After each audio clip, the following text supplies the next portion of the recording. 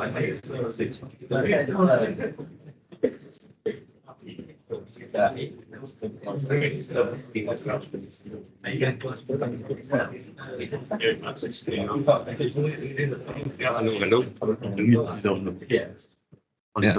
leave that as okay.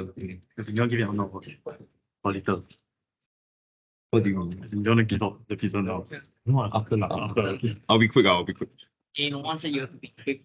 I'll try.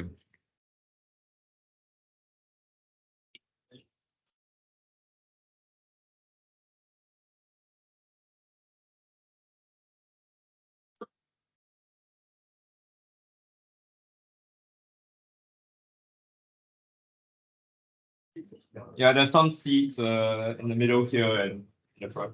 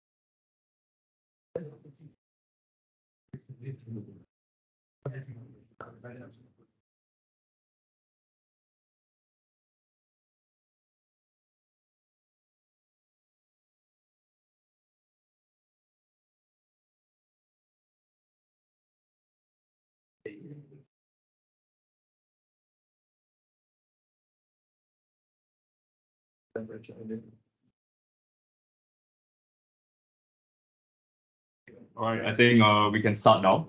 So, hi everyone, welcome to ML Zero to Hero. This is our beginner workshop class where we'll teach you the basics of Python and we'll eventually go on to learn machine learning. Today is our very first session, so we'll just be learning the fundamentals of Python. My name is Jian, and I'll be teaching the course today.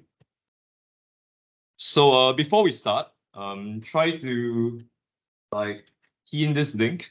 It will bring you to a folder that should look like this, where you will find some materials. So just to introduce you to them, this first PDF is the lecture slides that I'll be using. And over here, this Python file, you can open it. And you don't have to install anything. You can use Google Colab completely free, and you should be able to follow along. Right, just give it a moment to load. Right, so this is what it looks like, and yeah, you can follow along in this notebook as I teach the lecture. Right, so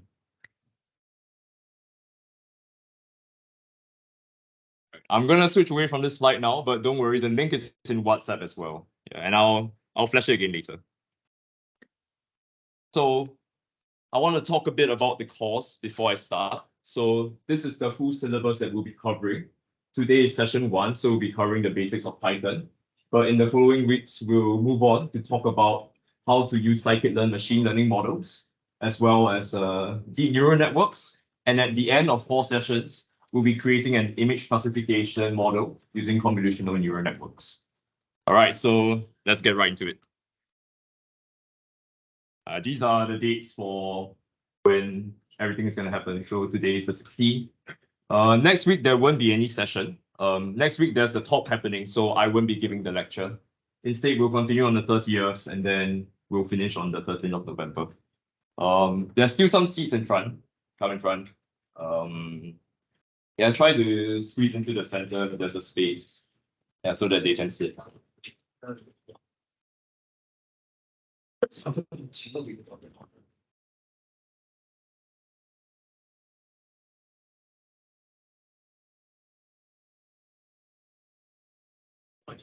Right, so these are a few prerequisites for the course.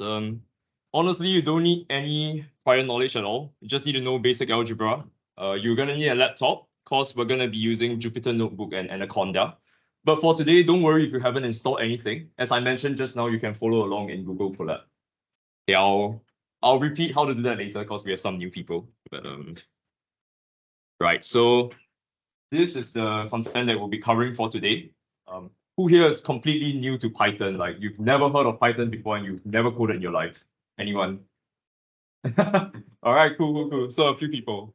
Okay, which of you have coded in another language before, or you have some like experience with coding?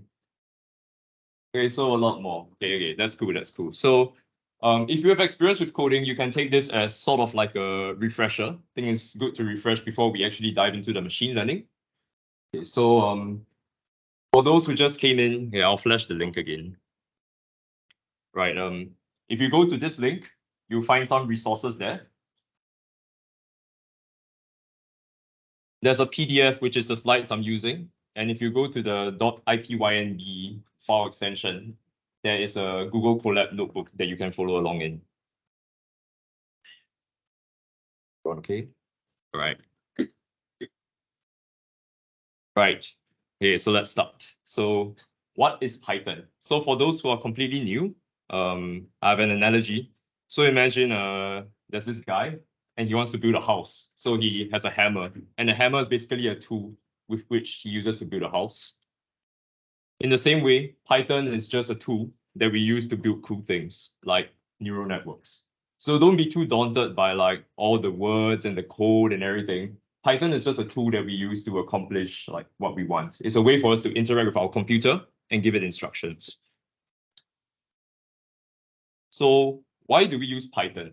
Python is really easy to write, and there's lots of libraries that support it. So throughout this course, we'll be using some of these libraries, namely matplotlib to plot 3D graphs, NumPy for managing large arrays and matrices, pandas for data visualization, scikit-learn for some basic machine learning models, which we'll explore in the next session, and then TensorFlow and Keras to build neural networks, which we will explore in session 3 and 4. Right. So what's up? Variables. So before I go into what a variable is, I just wanted to tell you guys a story. So this is Jenny, and Jenny is trying to move house. Last summer, I had to move house, and I had a bunch of crap to move, and I had to put them in boxes and get a truck to move it and everything. So Jenny has some books, clothes, and glassware, and she wants to pack these into boxes when she's moving her house. No one want to fill up the seats here? Or you guys okay? All right. So naturally, she has one box for the books, one box for the glassware, and one box for the clothes. We don't want to mix the glassware with the books because, you know, they're fragile and they might break. So we have one box for each one. And after we put the items into a box, we slap a label on the box so that we know what's inside the box. Because when we open it like a few weeks later, like we might forget like where everything is. So it's good to label the boxes. So what are some things we can observe from this? The boxes come in different sizes, they can have different contents, and we can't see inside the box when it's closed unless we open it. And we have descriptive labels that we put on the box so that, we know what's inside the box without having to open it and unpack it. So a variable is a lot like the box that I just mentioned.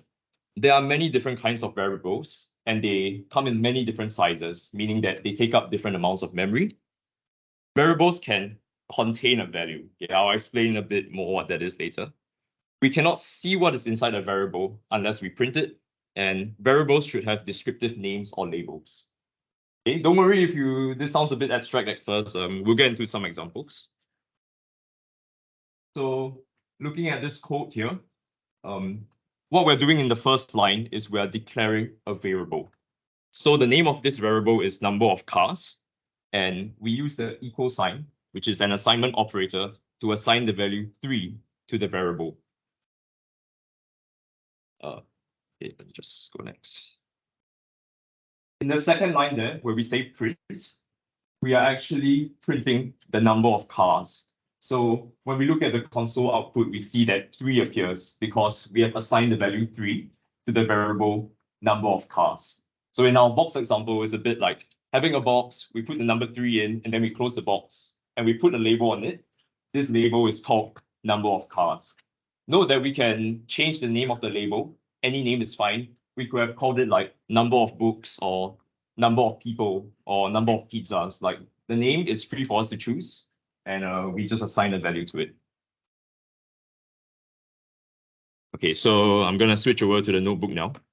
For those that are here, in this folder, you can open up the IPYMD file and you can follow along on Google Colab. Right.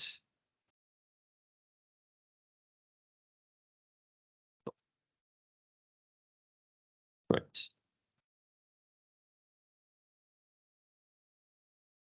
Right. So let's look at this code cell here. In Python, as well as all programming languages, you can do math operations. So here are just some examples of math operations. We can add, subtract, multiply, divide, and find the remainder of a division operation. So you can see for each line, I'm using a print statement to print something to the console. So when like all these words appear down here below the code block, that is our console. And it's a way for our computer to basically tell us what the output is. Right, so looking closer at what's going on. As I mentioned just now, the equal sign is the assignment operator. So over here, we are assigning the value of 5 to A. And using this type function, we can see the variable type, and we see that it's an integer. So in Python, as well as other programming languages, there are many different types of data. So let me elaborate a bit. What we just saw just now, the number 3 or 5, that's called an integer. We also have other data types like floating point numbers, strings, booleans, and lists. We'll be going through a bit of these variables shortly. So now I want to move on to an example. Right. Okay, so look at this example here. We have the heights of 4 students. So if you can see in the first 4 lines, I have declared 4 integers. So on the left here, this is just a variable name. I can choose any name I want, but usually when you name a variable, you want it to be as descriptive as possible, like the label on a box. So this is Amy's height, Betty's height, Carl's height, and Daniel's height. All of these numbers, they are integers. They are not floating point numbers. If they were a floating point number, it would look a bit like this, right? In this line over here, I'm performing a math operation. So all I'm doing is I'm taking all their heights, adding them up, and dividing them by 4 to just find the average. Just a simple average operation. And at the end of it, I can print their average height. So if I run this cell, let's see what happens. Yep, you can see that Python correctly calculates the average height. Okay. Right. So now we're going to move on to floating point numbers. So as you can see just now, when I printed the average height, it gave me a number which basically has a decimal point. This is known as a floating point number. So when we use when we want to see its type, you see that it's a float. These are just some examples that I'll skip through. So far we've learned about 2 types of data. The first one's an integer. Second one's a floating point number. And we can basically use Python to do these math operations. The next data type we'll be learning about is a string. So similar to the first 2 data types, you can declare a variable by giving it a name. And then the value here, it just appears as a bunch of text. So the name string actually refers to a string of characters. So as you can see in these 2 strings, it's literally what I just said, a string of characters. And in Python, you can choose to demarcate a string using these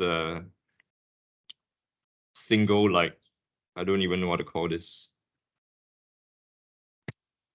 Quotation marks, sorry, single quotation mark and double quotation marks. So it doesn't matter which you use. You can choose which one you want to use, but the reason why it offers both is if you look at this sentence here, it allows you to print it. Oh, sorry, why is it not printing? Oh, it prints here. Yeah, so it allows you to print a string, and because we use the double quotation mark here, we are able to print a single quotation mark. Yeah, it's just a little technicality, but just remember that strings are wrapped in quotation marks, and you can use either single or double quotation marks.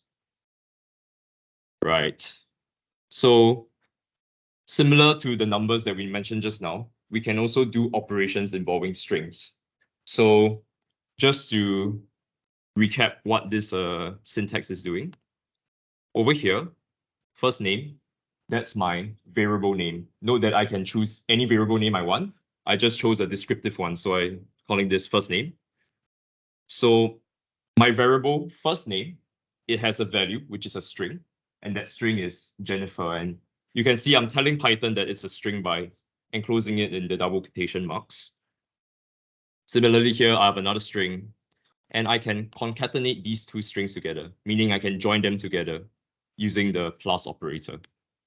So here I'm joining the first name with a space with the last name. So when I print the full name, I should get something that's nicely formatted. So you can see that's our first name concatenated with a space followed by the last name. Okay.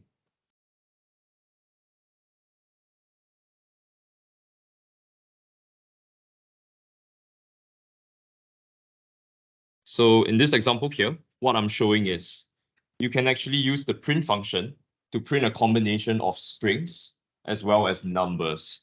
So let's take the average height from just now. It was of a type of a floating number, right? If we wanted to print them in the same print statement, we can use this function to convert it to a string. We can concatenate it with this string and then print out the whole message. Right. So now it's time for an exercise. So if you have your computers and if you manage to open the Google Colab, you can try this exercise. So try to write code for a BMI calculator. You want to take in two variables, which is height and weight, and assign a value to these two variables. Enter the height in meters and the weight in kilograms, and then use this formula to calculate the BMI and print out the value. So everybody just try that now. In the meantime, is there anyone who can't access the Google Colab or has any like difficulties with the, yeah. Oh yeah, no worries. Okay, so let me show the link again.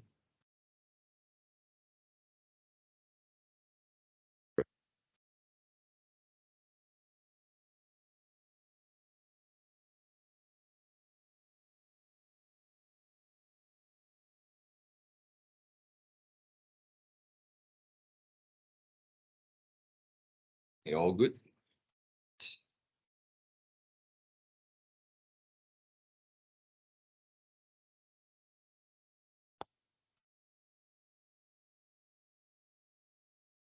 Okay, at this point, does anyone have any questions so far?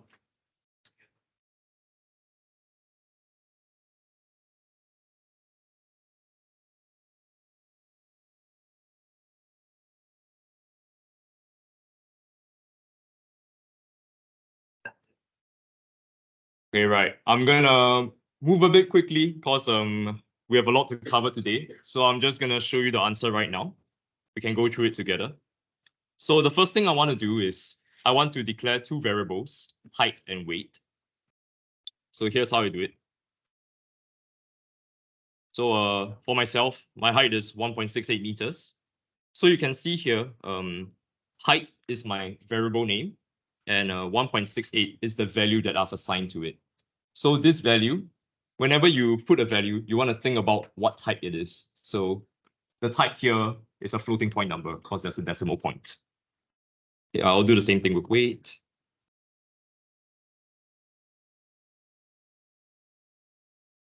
And now we can assign a new variable called BMI. However, for BMI, I'm going to do something different. You can see for these first two variables, I'm assigning a number directly to the variable, right? This time for BMI, I'm going to be assigning its value using a formula instead. So let me show you.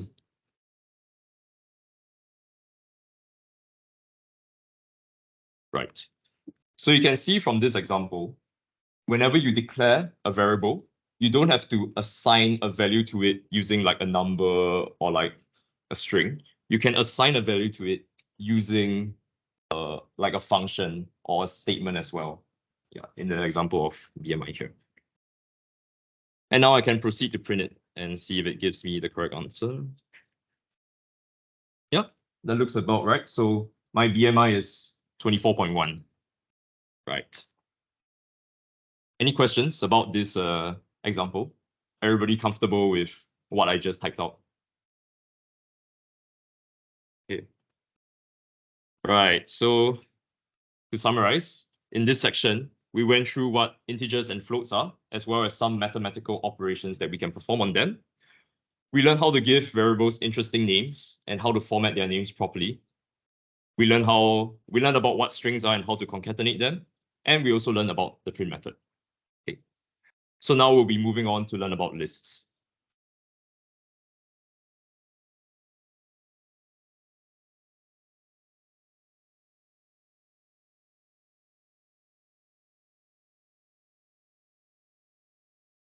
Right. So previously we learned about integers, floating point numbers, and strings, right? So now I'm going to introduce a new data type called lists. So these are just some properties of lists. Don't worry too much about them. We'll go through some examples.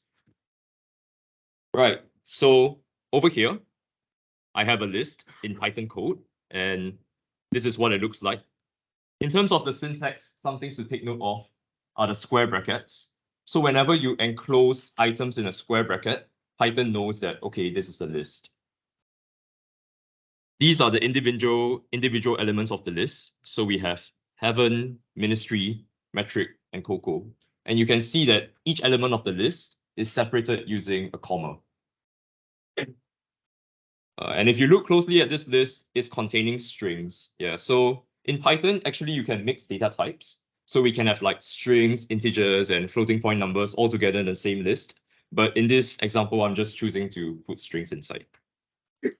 So visually down here, I have a representation of what this looks like.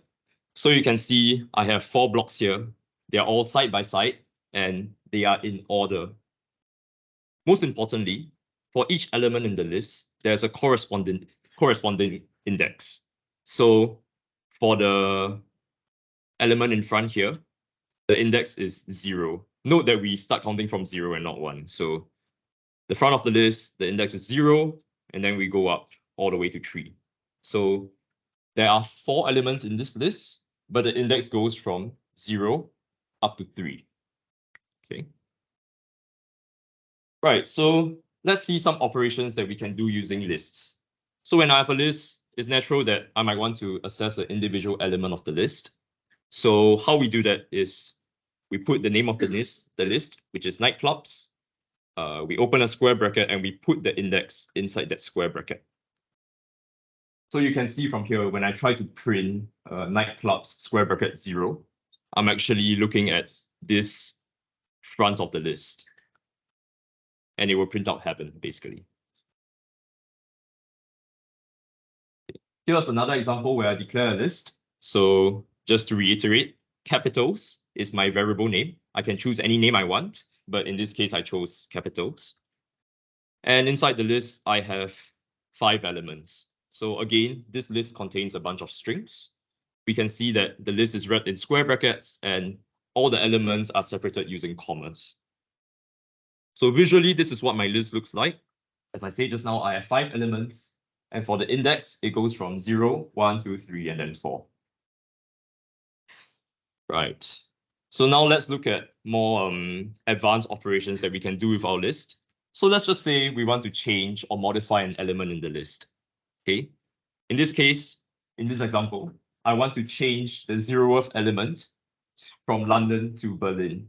So here you can see the syntax for it. And I'm basically taking the string Berlin and I'm putting it in the front of the list. Right. So you can see I've replaced that value. I can also append elements to the list using .append. So using this method, methods basically perform actions. So using this method, I am attaching items to the back of the list. So visually, you can see what's going on here. So after I've appended them to the back, they now become part of the list as well. In addition to adding to the back of the list, I can also insert them wherever I want in the list. So let's just say I want to insert the value New Delhi somewhere in the middle of the list. So for this method, I have to specify what position I want to put the element in, as well as the value.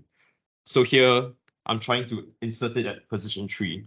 So after I print the new list, this is what I should get. Finally, we can remove elements from our list using pop. So pop basically removes elements from the back of the list. So when I call it the first time, it will remove the value Beijing. And then when I call it a second time, it removes the value Jakarta. Yeah. So you can see it gets removed. We can also remove elements anywhere in the list by specifying the index number. Yeah, I'll just skip over this because it's basically the same thing. Okay, lastly, we can remove items by their value name. So for example, I want to remove the value Paris from the list. You can just specify in this method, I want to remove Paris, and then Python will go in the list, search for that value, and it will remove it. Right. Okay, so maybe I'll just go through the notebook as well to show you guys.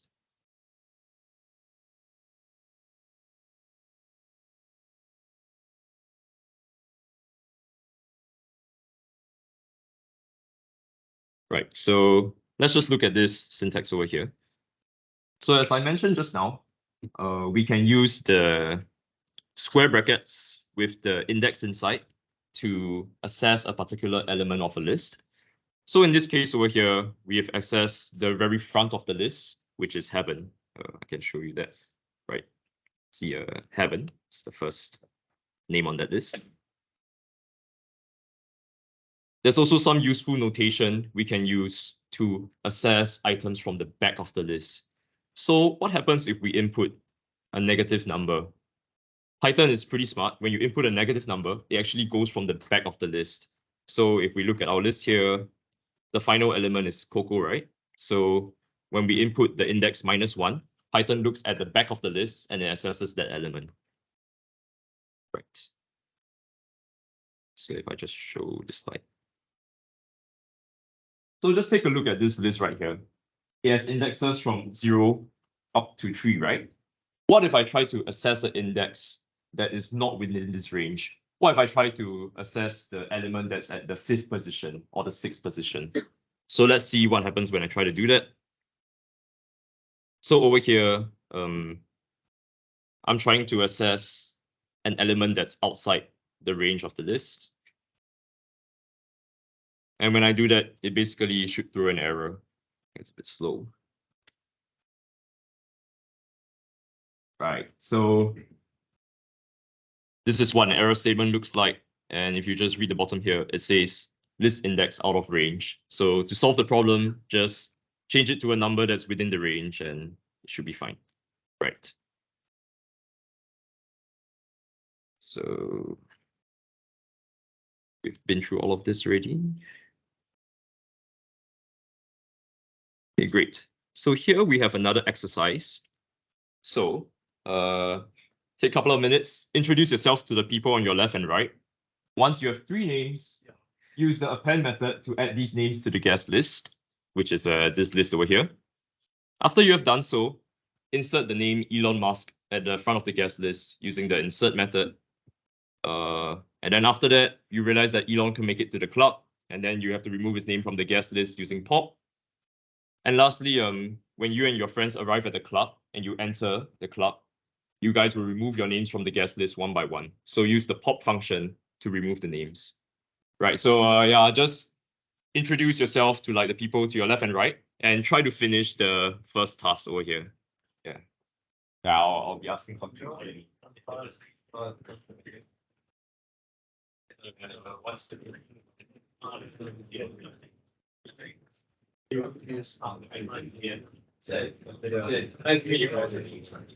Sorry?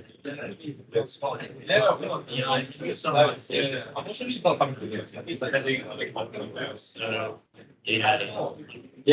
there's another talk somewhere else.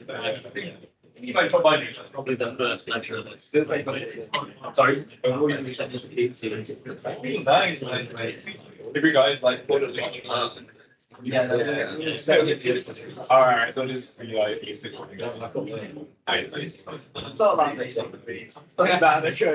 no, that's good. It's a peaceful form of like. All right. I'm excited. How are you finding it? Yeah. Next week we'll get into the achievement. Okay, so sorry.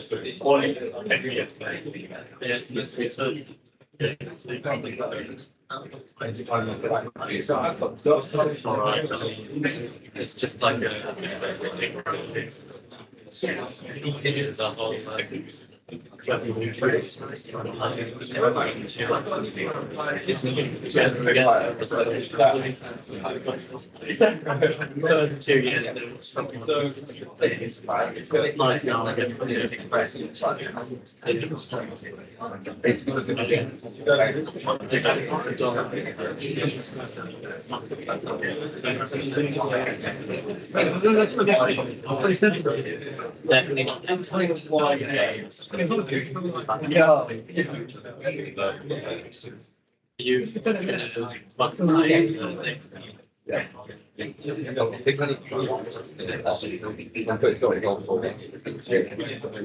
Yeah, so the X thing, it needs to be dependent on X. The only thing is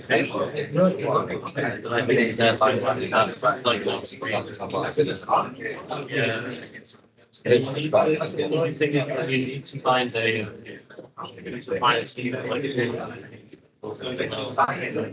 take songs. That's the next one.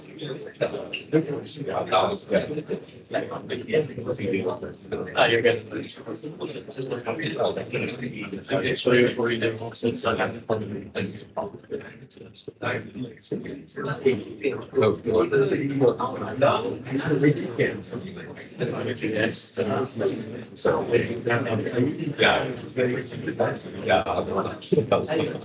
What you're saying is, yeah, like just like okay, I need to the data. It was a very broad and it was like a lot of so I think you tried to tell me. I thought you were just very Yeah, I'm gonna show the answer and then we'll move on. So I met these three lovely gentlemen in front, Ollie, Henry, and Sid. And so those are the three names that I added to my list. So you can see I'm using the dot append method here. So when I use dot append, I just put their name inside the bracket and it gets added to my guest list, as you can see down here. Originally, my list was empty. Oh yeah, I don't know if I mentioned it just now, but you can declare a list that's empty. Yeah, so this is how you do it. Just put 2 square brackets. Yeah, but since I have appended stuff to my list, now I have 3 items in my list. So now I want to insert a new name in front. So how I do that is I use the insert function and I want to insert it at position 0, which is at the very front of the list. And I just specify what value I want. So now when I print the list, I can see that this change is reflected. Elon Musk is at the top of the list. However, due to some unforeseen circumstances, he can't make it. So we're going to have to remove his name. When we use the pop method, we can specify which element we want to remove. So I want to remove element 0. So we remove the first one. Sorry, the front one. Avoid saying first. And finally, as we enter the club, I want to remove the names from the list one by one. So to do that, I can just use the pop function without giving it any argument. So you can see the pop function deletes the values from the back. So Sid gets removed first, followed by Henry and then Ollie. So at the end of it, I get an empty list again. Right. So at this point, I just want to say, if you can't remember like all the syntax or all the methods, like whatever that's like going on, don't be like too afraid of focusing on all the details, because this material is there for you to review it. More importantly is focus on what we're able to achieve using like Python. So in your head, you should try to remember like, oh, I can create this thing called a list and I'm able to remove and add elements to it. How exactly I'm able to do that, I'm not so sure, but that's okay because you can just refer to this to get the details of the syntax again. More importantly, you want a high-level overview of what you're able to achieve using the language. Right. So with that in mind, let's move on. So there's also ways for us to organize the list. Let's just say we want to sort it alphabetically. We can do that. So if I just show you, right, we just use this sort method and it gets sorted. Yeah, I'm just gonna skim through these examples here. We can sort them in reverse alphabetical order. If we don't want to sort the list permanently, because over here when we sort the list, we're actually changing the elements around. If we want to print it in a sorted order, but not change the elements around, we can also do that. Here are the examples here.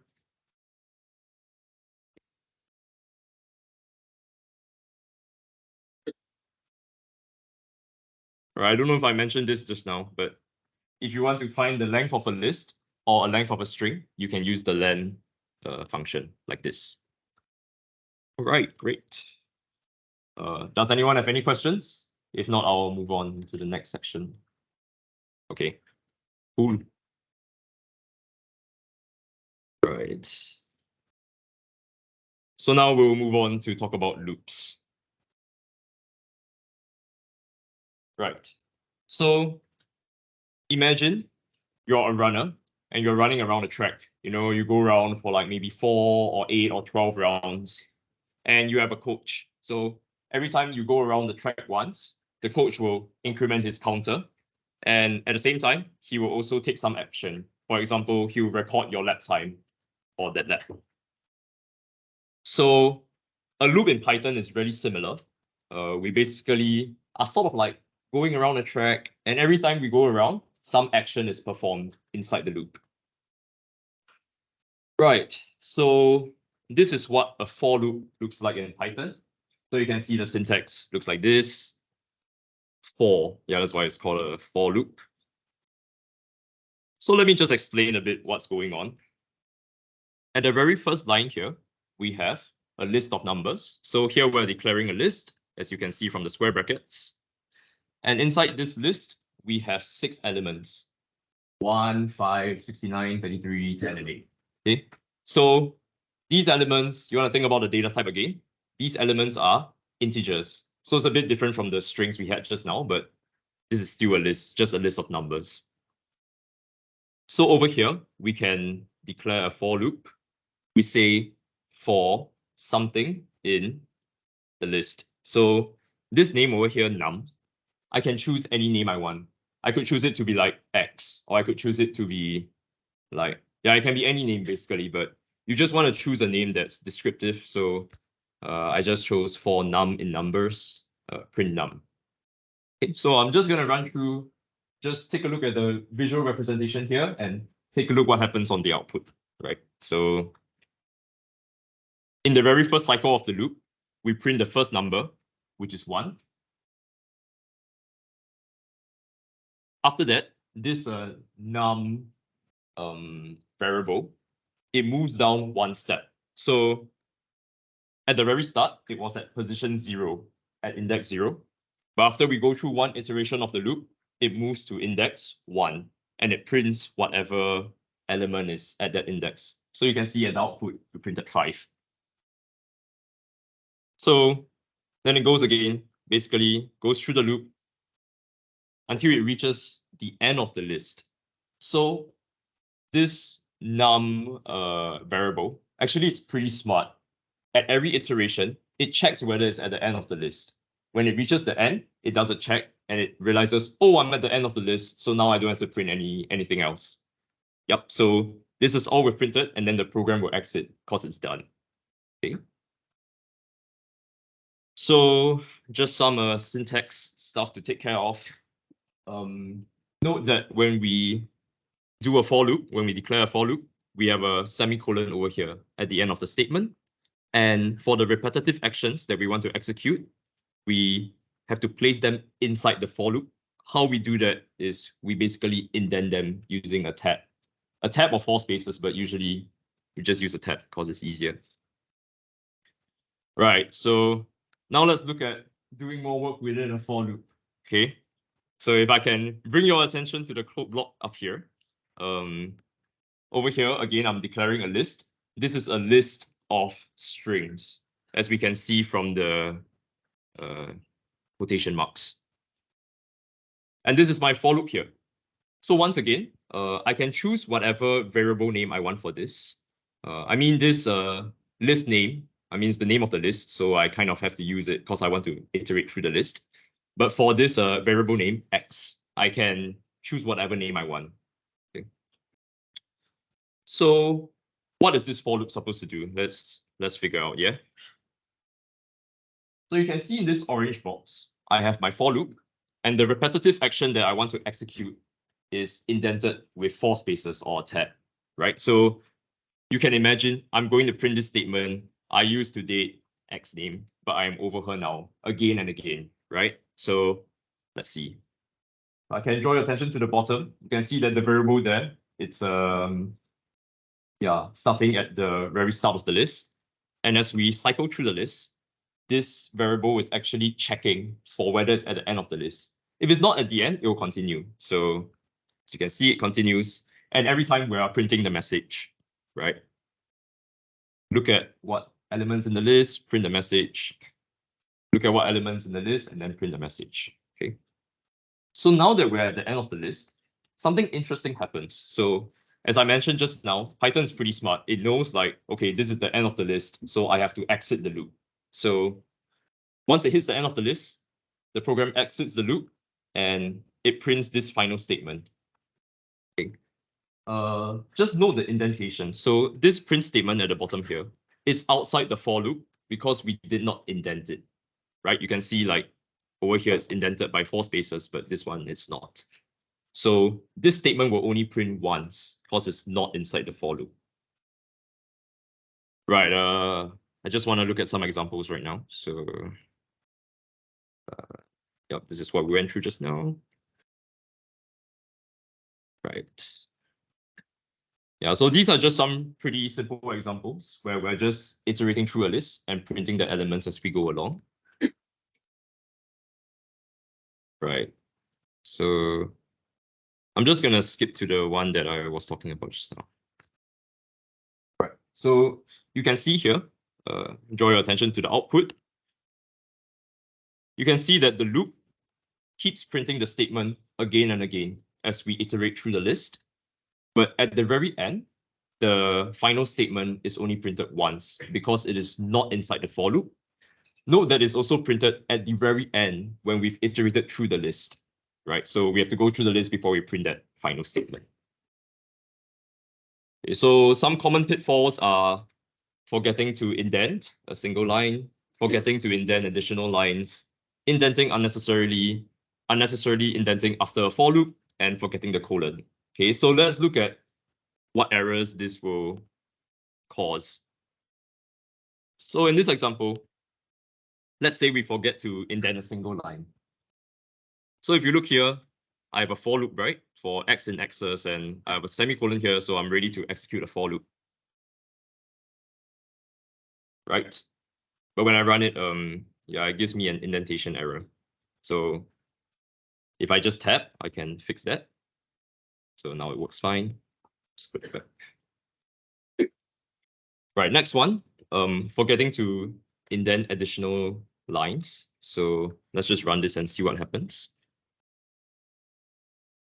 Right, so you can see there's an error here, a logical error, because I am supposed to iterate through all of this list, and each time I'm supposed to print that I added something to the total, right? So this error has occurred because I forgot to indent this line. So let's just see what happens when I indent it. Right, so you can see it works properly now. It's saying that I've added each element of the list to the total, and it prints out the total at the end. Here's an example where I have indented unnecessarily. You can see over here that I did not need this indentation. What happens when we try to run it? Yeah, it gives us another error, so it's just an easy fix. Right. Okay, this is an interesting one. If we indent unnecessarily after the loop. So if you remember the example just now, for this last statement, I only wanted to print it once at the end, right? However, if I accidentally indented it, this is what happens. again, we get a logical error in our code. So you can see, if I were to just read it out, I used to date Amelia, but I'm over her now. And then I have finally achieved closure. But then the next line it goes, I used to date Betty, but I'm over her now. So that doesn't make sense, right? Because I didn't actually achieve closure, right? So you gotta delete this, and then yeah, this makes a lot more sense, right? So yeah, just be careful with the indentation, or else like the logic might screw up. Yeah. Okay, last one is a bit of a simple one, just forgetting the colon. So over here, I'm supposed to write a colon, but I've conveniently forgot it. So yeah, it's pretty helpful. It tells me syntax error and we expect a colon here. So just add it in and it'll be fine. Right. Okay. Yeah, I'm just gonna go through this exercise myself because I just want to speed things up. So this exercise, we are given a list of weights. We want to look through the list and print out each weight. During the loop, we want to add each weight to a variable called total weight. After the loop, we want to print out the total weight and the average weight. Okay, so let's see how we can do this problem. So we already have the list. So this is a list of 6 values. And again, remember, these are floating point values. Over here, I've declared a variable called total weight. Okay, the reason why I declared first and set its value to 0 will be clear later. But let me show you how to solve this problem. So first, we want to look through the list, right? So we write for weight in weights and then add the colon. Remember, I can name this anything I want. If I wanted to be lazy, I could just call it for W in weights. But I mean, we want to make our variable names interesting and like descriptive. So I'm just going to write weight. So for weight in weights, we want to print out each weight. So we say print weight. And note that there's an indentation here. So this line is going to get executed again and again in the loop. During the loop, add each weight to a variable called total weight. Okay, so I just want to talk about this notation a bit. So this can seem like a bit funny, but actually what it means is just total weight equals to total weight plus weight, right? So this is just updating the total weight. And now it kind of makes sense why I set it to 0 at first, right? Because we need to start the total at 0 so that when we add things to it, in the end, we'll get the total. If we started it at some value, like a negative value or like 10, then the total weight in the end will be wrong. I'm just gonna write the short form, right? And at the end of the loop, we want to print out the total weight and the average weight. Okay, so print the total weight. Okay, let me just print that first to show you that it's working. Right, so you can see it loops through the list, printing each weight. And then at the very end, it's printing the total weight. Okay, let's print the average weight as well. We can say average weight equals total weight.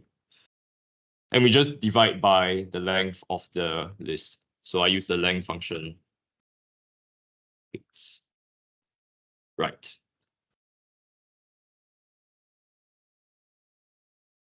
Right, so you can see I print out each weight as I go through the list.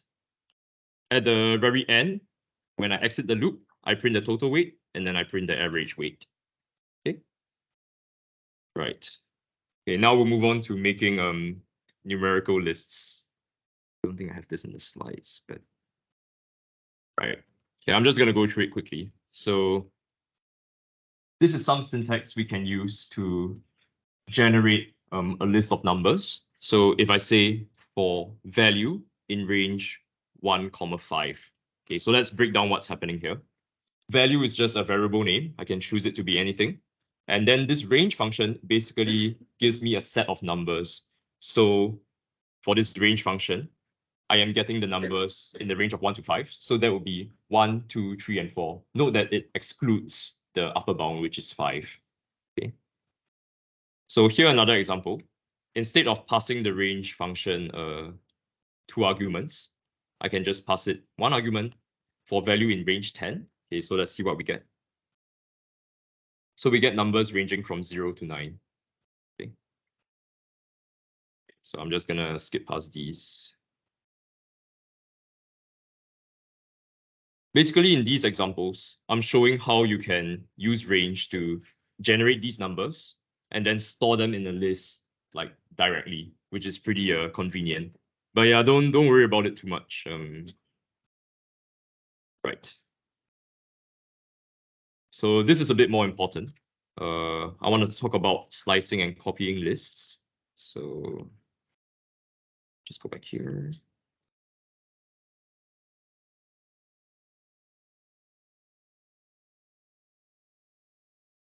Right, so over here, we have a list with a bunch of city names in them. So as you can see, we have 6 elements in the list, and do take note of their indexes, range from 0 to 5. So here, I'm taking what's called a slice of the list. So just to go through the syntax again, cities is the name of my list. And then within this square brackets, I am putting, like, sorry, just to go back a bit, within these square brackets, previously, I just put one number, right? And then that will assess an individual element. For example, if I put the number 0, it will assess the element London. However, now I want to assess a subset of that list, or like a slice. So I put 0:3, and then it gives me the indexes from 0 to 3, which is 0, 1, and 2. Okay, here's another example. I'm taking the slice from index 3 to 5. So this will give me the elements at indexes 3 and 4. We can also omit one of the numbers. So what would that mean? If I omit the number, Python's pretty smart. It just knows, okay, this guy wants to start from the beginning. So it starts from the beginning, which is here, and then it goes all the way up to index 3. So it will return from 0 to 2, basically. We can also omit the ending, the upper bound. So we can put cities from 3 until blank. So this will give us all the cities from index 3 until the end of the list. There's also some things we can do with the negative index notation. So if you recall just now, when I put a negative index, it basically means go from the back of the list. So this -4 means go from the back of the list and count 4 steps. So go from the back of the list and count 4 steps, 5, 4, 3, and 2. Right, so we are taking these 4 elements. Right.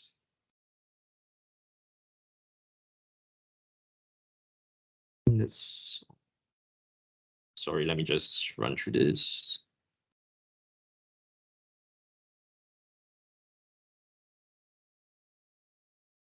Right, I wanted to go through one last thing for lists.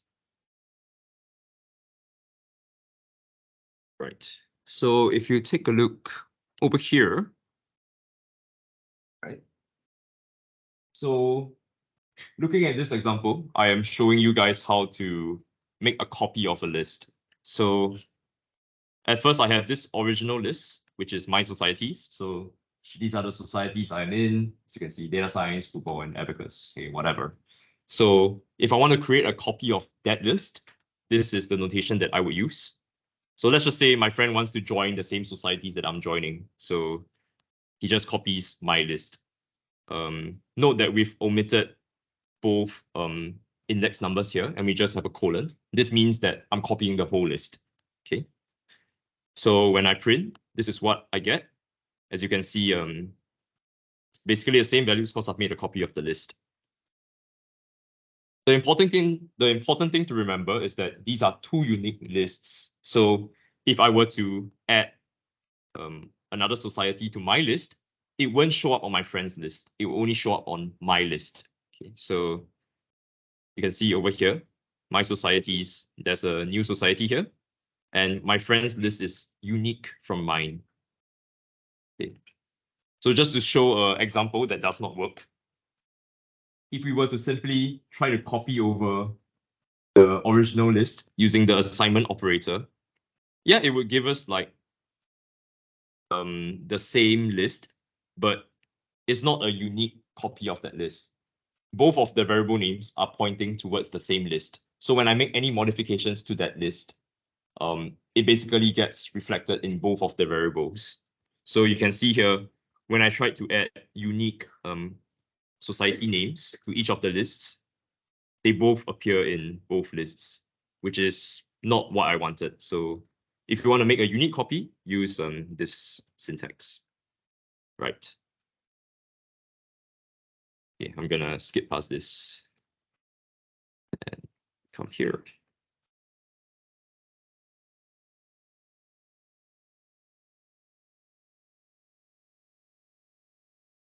So previously within loops, we repeated an action again and again, and we didn't really discriminate amongst like any elements in the list. So we can use if-else statements to handle exceptions and basically make decisions for us. So the way to think about if-else statements is you can think about it as like a split in the road. If you want to go to Thornbury, take the left lane, or if you want to continue towards the airport, take the right lane. Okay. So these are some of the operators that we'll be looking at. Don't worry, we'll look at some examples. So here, yeah, let's just go through this example real quick. So I have a list at the very top, so nothing we're too unfamiliar with.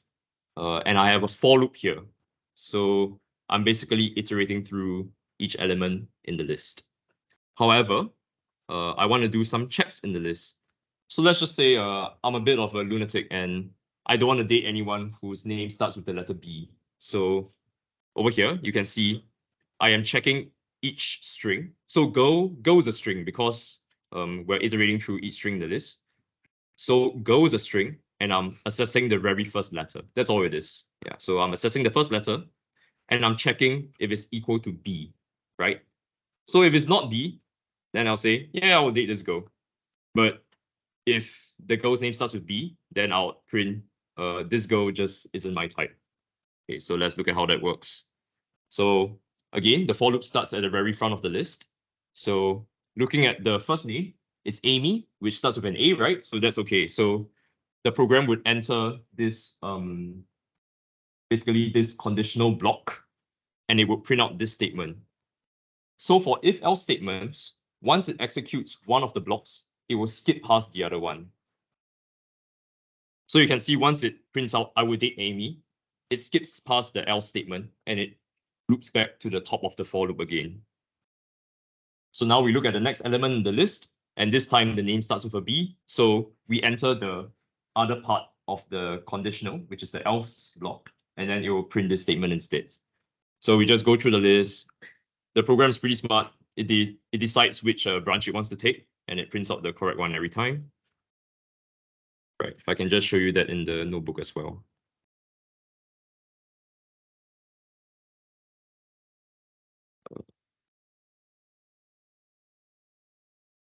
Where was it? Oh, sorry, it's down here. Right, so this is the example I was talking about. So as you can see, the program checks if the first letter is B, and it makes a decision based on that. Right. I think I forgot to mention just now, but this exclamation mark equals, that's a inequality operator. So if I were to read it out in English, it basically says if the first letter of the string is not equals to B, right? So it's just checking for the first letter.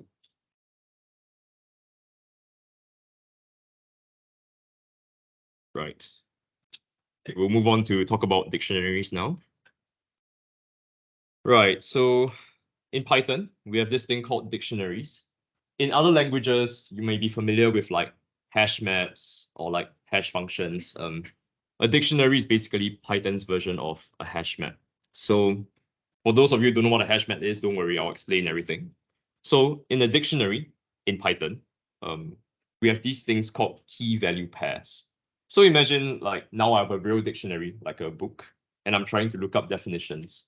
So for example, if I want to find the definition of the word apple, I would go to the word, flip to the word apple, and then I will find the definition, which is sweet red fruit. Okay, so in Python dictionaries, we have these things called key value pairs, and you can assess a value using a key. Okay, so let's look at another example. And so now imagine you're at a vending machine and you're trying to buy a drink, right? So you put in the money and then you try to make a selection, right? So let's just say if I key in the number 1, I'll get a Coca-Cola. Okay, so in this example, the key is the number, like for example 1, and the value is the drink. In this example, is Coca-Cola, right? So just remember that in dictionaries, there are pairs, and we can access values using a key. Okay. In terms of the syntax, this is what it looks like. So over here, I am declaring a dictionary. The dictionary's name is vending machine, and Python knows it's a dictionary because I use these curly braces. In order to tell Python what the key value pairs are, I use a colon. So the keys are on the left. So 1, 2, 5, 11, those are the keys. And Coca-Cola, Sprite, milkshake, and water, those are the values. So down here, in order to assess a value in the dictionary, I can use this square bracket notation as well. So when I put in the key 5, I will get the value milkshake. If I were to put some other value here like 11, I will get the corresponding value. So if I put 11, it should output water. Right. I can run through some examples here.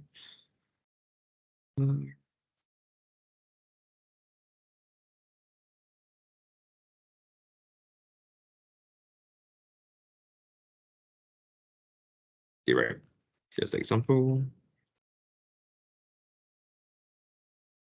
Right. So note that every value has a unique key.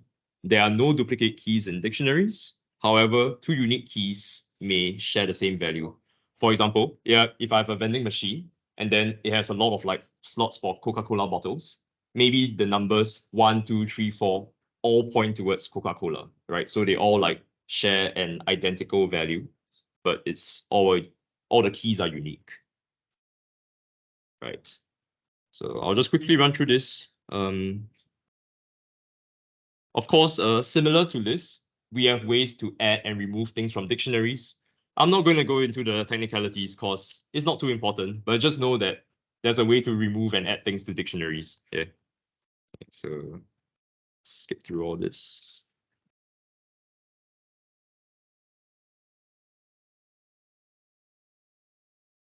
Okay, so I want to look at this exercise.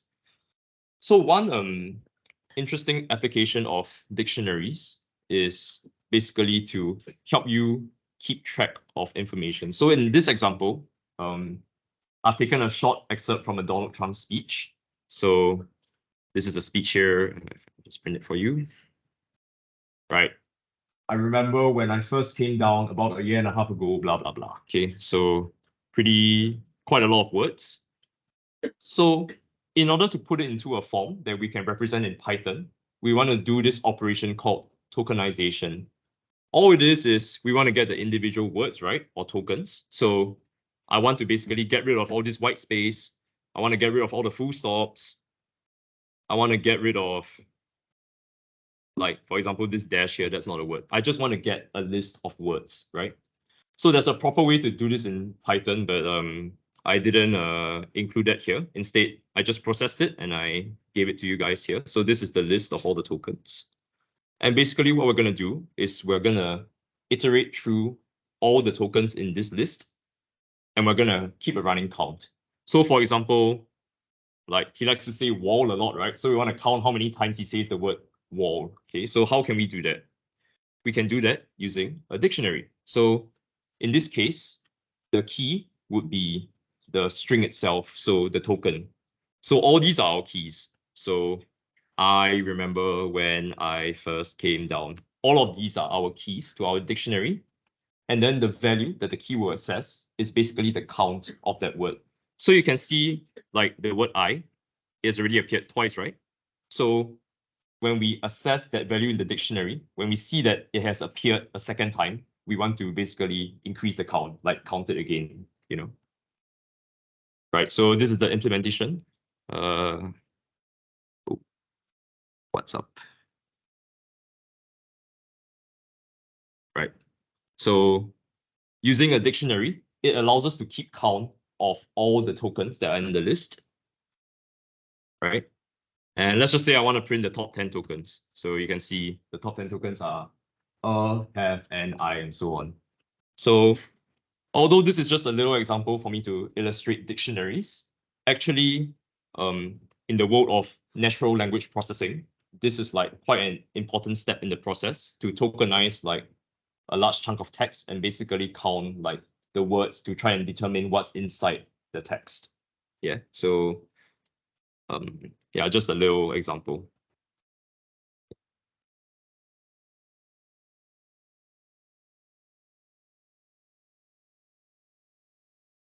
Okay.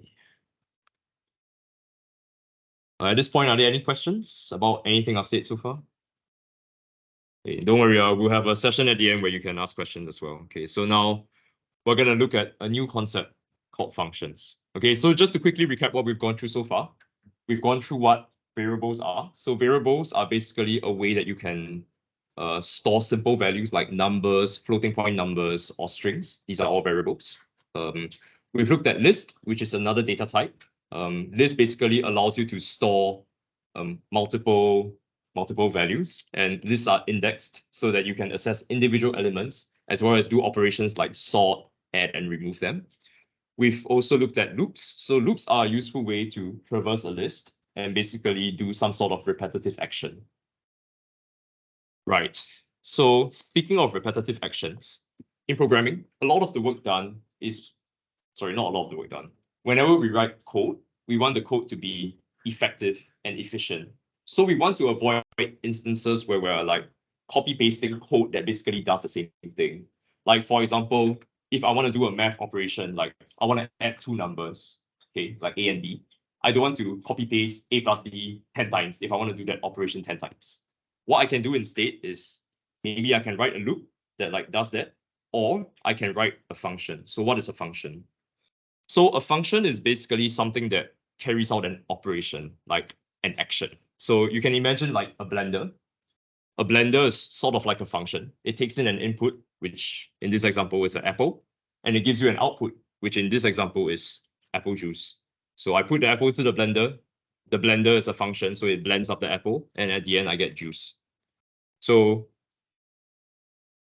the reason why this is very effective is because I can reuse this blender, just like how we reuse our function. So I can reuse the blender to blend an orange, and I can get like a predictable or desirable result because I blend the orange and I get orange juice, which is what I wanted, you know? Right, so visually, this is what a function can look like. It takes in inputs and it gives out outputs.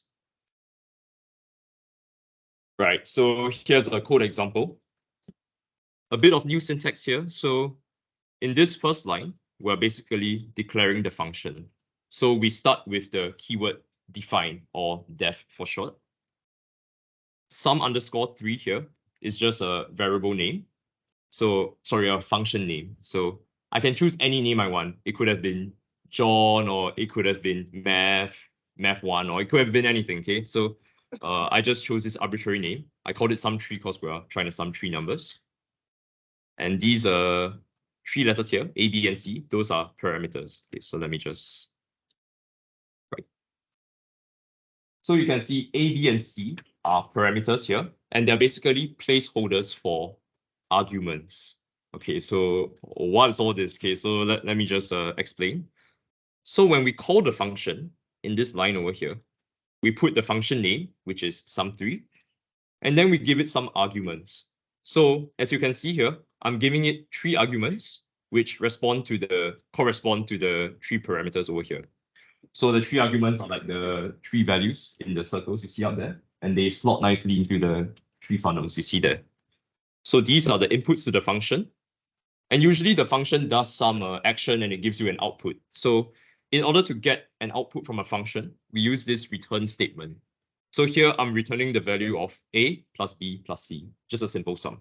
Okay, so in this example, I put in 1, 5, and 3. I add them together, and at the output, I get the number 9. Okay. So as I mentioned just now, functions are really good because you can use them repeatedly without having to write more code. I've already written this code. So all I need to do if I want to sum 3 new values is I just call the function again. And in this example, I am storing the return value. So I return a plus b plus c, right? You can see like the function is spitting out this value here. In the previous example, I just printed it, which is fine. But in this example, I'm showing that you can store it as well. So you can store it in a variable, and then here I'm printing it as well. So you can see that we got the correct answer. When we sum 10, 20, and 30, we get the result, which is 60. Okay, moving on. Right, so sorry. Right, just wanted to introduce you guys to mean and standard deviation. I'm sure most of you already know, but I'll just quickly go through the formula. These are the two formulas. For mean, all we do is we take the sum and then we divide it by the number of elements. For standard deviation, it's a bit more complicated, but it's just a formula. Right, here's a simple example. Imagine this is the list that we have, and we want to find the mean and the standard deviation.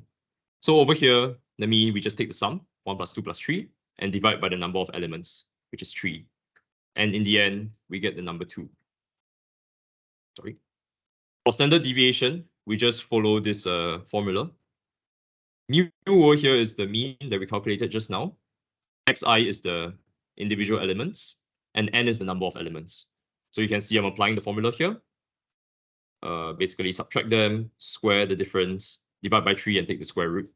And we see that we get this number. Okay, so now we're going to write a function that basically performs this operation for us. Okay. So this is our function. Let's start from the top line here. As you can see, again, I'm using the keyword define to tell Python that I am declaring a function. So define get stats. And then here, my function takes in one argument, which will be a list. Okay, so over here, this is the formula for finding the mean. And then I have some additional lines here for finding the standard deviation. Don't worry about that too much. Most importantly, at the last line here, you can see that I'm returning two values. I'm returning the mean as well as the standard deviation. So previously, I showed that you can return one value, right? Actually, in Python, it's pretty cool. You can return, however many values you want, 2 or 3 or 5 or whatever. So just separate them using a comma. Okay. So over here, I wanted to talk about what's going on inside the function. So this is a visual representation of what's inside the function. You can see that within the function, I've declared some variables. So you can see like I've declared the variable mean, I've declared the variable squared diff, the variable mean squared diff, and the variable standard deviation. So these variables, they only exist within the function. If I'm not inside the function, I can't access them, right? So let me show you what I mean. Just fine. Right, so this is the example I'm at. Right, so you can see that it's calculating the mean and standard deviation. However, let's just say I want to see this value, right? I want to print out this value, squared difference, okay? However, now I'm outside the function. So when I try to access it, it gives me an error. Okay, so just remember, whenever you declare variables within a function, it only exists within the scope of the function. So you can imagine, you can imagine the variables existing within the walls of the factory or the function. And I can't access them unless I'm inside the function itself. The reason why Python does this is, the reason why Python does this is it avoids any clashes within the names. So you can have like many functions, you can have like 10 functions that all do different things, but you can reuse the names and they don't clash because they're all referring to unique variables. Yep, so that's pretty useful. Right. Okay, just 10 more minutes and then I'll end. Okay. Right.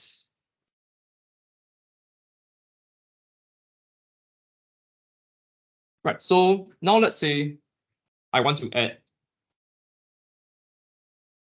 Okay, sorry.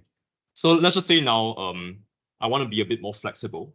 I can't decide whether I want to add 2 numbers or 3 numbers. What I can do is I can have a default value for the function. So what that looks like is over here, I've assigned a default value to the parameter c. So if I don't input anything, it will take 1 plus 2 and then plus the default value because I didn't put any value there. So the answer is 33.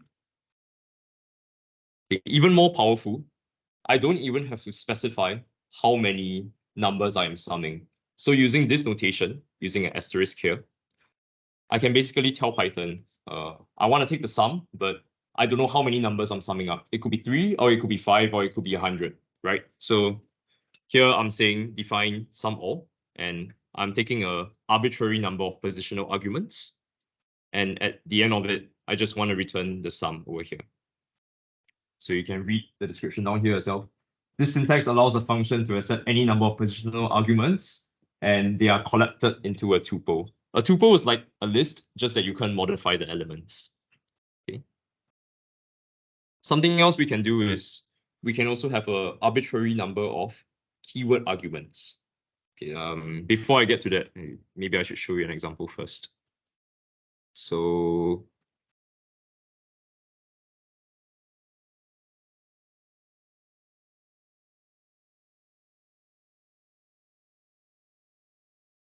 all right, never mind. I'll just show this example then. So look at this function here, my function. So this is the notation for taking in an arbitrary number of keyword arguments. Keyword arguments are basically when you specify the parameter as well as the argument value that goes along with it. So when you do this,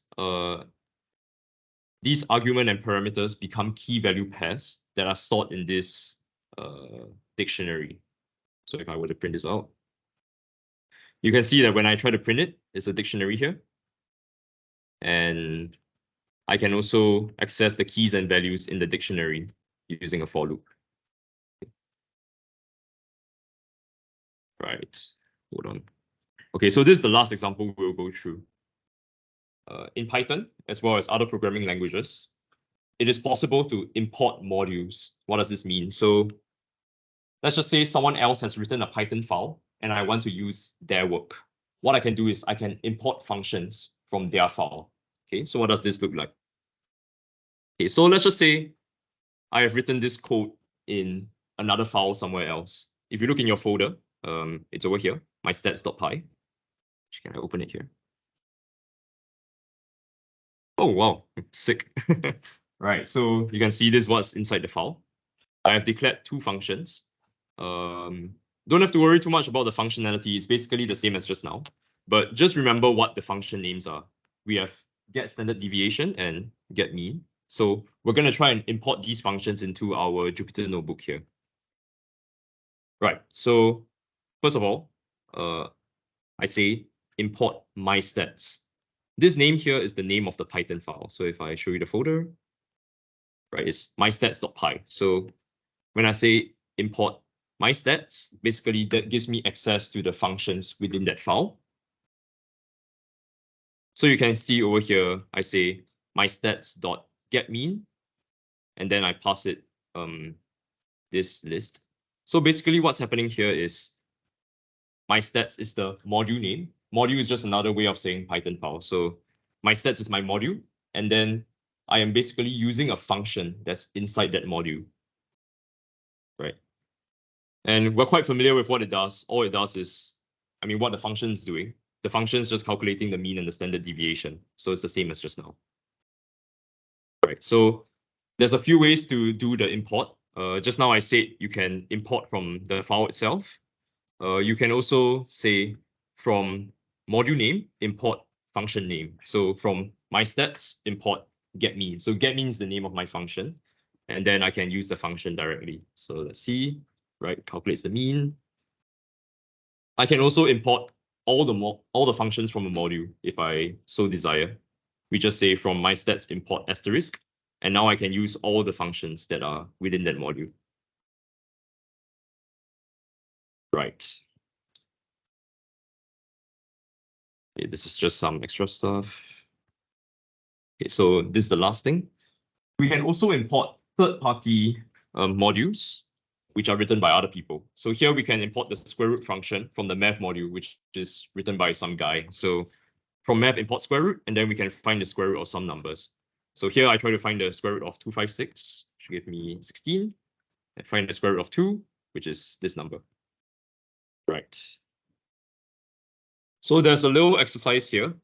You can go and read it by yourself and try to do it at home, but I'll just do a quick summary and then we'll end the session. Right. So to summarize, today we learned about what basic variables are, which are floats, ints, and strings.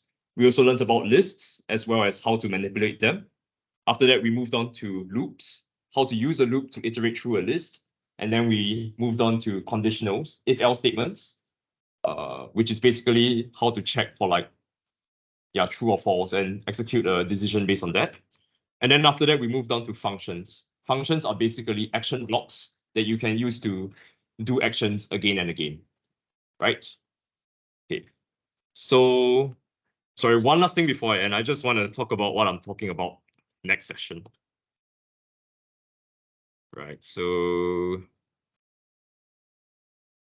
next session, we're going to be going through some basic machine learning models in scikit-learn. So these are going to be things like decision trees, random forests, logistic and linear regressors, and we're going to apply these models to try and predict housing prices.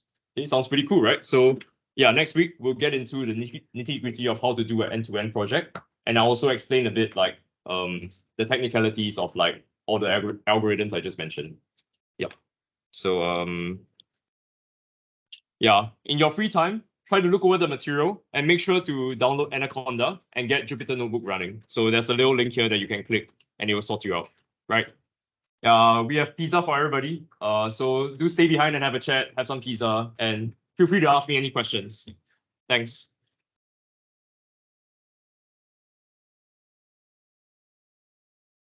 Yeah. I basically have a machine. Hi. Yeah.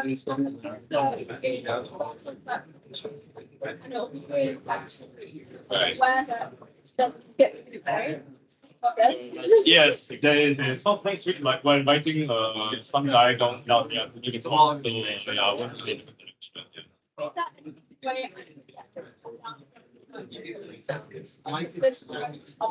right. Thank you.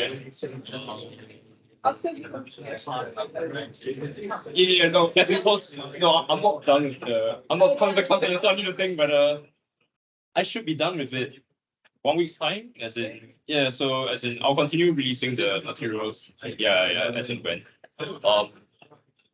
But well, you're 3 as well. I'm like triple E as well. So actually, how I learned all this is like through this textbook. I can send you the textbook. It was really useful. Do you have like an email or WhatsApp or something? I'll send it to you. Yeah, you can add my number. Drop me a text and I'll send you the textbook. What's your name, by the way? Christina, nice to meet you. My name is Jian. I'll just type you so that you know. All right. What's that?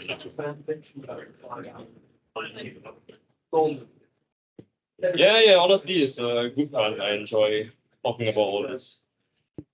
There you go. Hi, yeah. Don't worry. Oh, yes, but yeah, let me.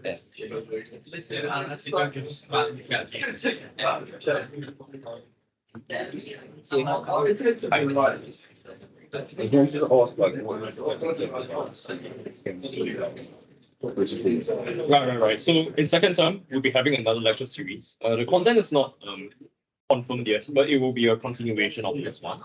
We also have an advanced lecture series going on, like Thursdays. Are you aware of that, or would you like me to tell you more about it? Yeah. Right. So on Thursdays, Clement, who's somewhere there, he's gonna be teaching about like deploying models on the cloud and basically scaling up your machine learning models. It's a bit of different content, but yes, pitch is a more like advanced topic. So if you're interested in that, yeah, we'll be having it on Thursdays, same time, 6:30 p.m. And it'll be here as well. Yeah.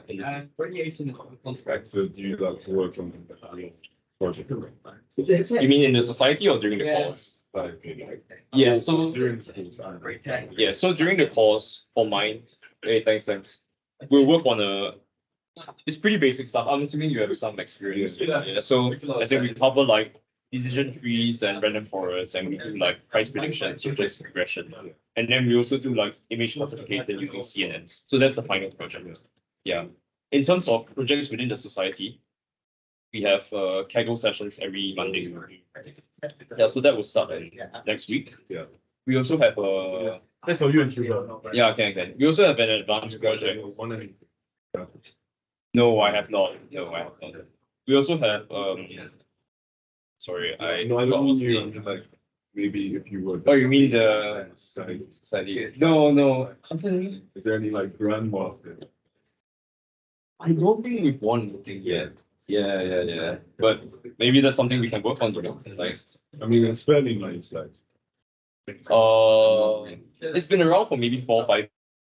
But as in, this is my first year in the committee. Yeah, so it's my first year, like, and I'm still figuring out like how to get everyone like on board and how to like organize the talent that we have. Yeah, but of course, like we're interested in getting you guys on board and like see what we can do. You know, so I'm definitely interested. are you interested in doing like Kaggle session? Right. Are you in our WhatsApp group? No, I'm not actually. Right.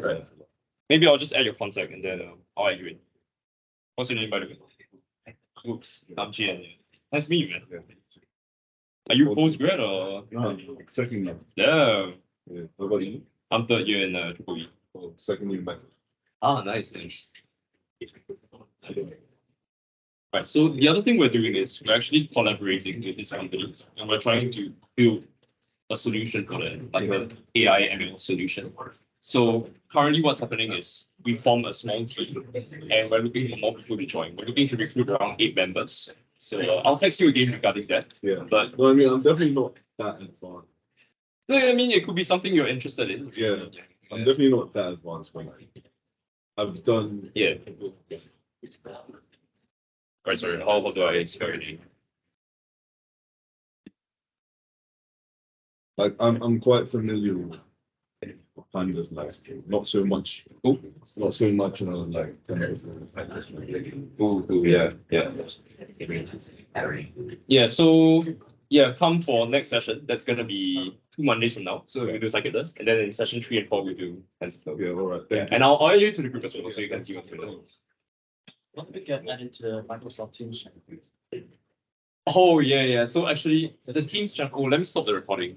But sorry, the Teams channel.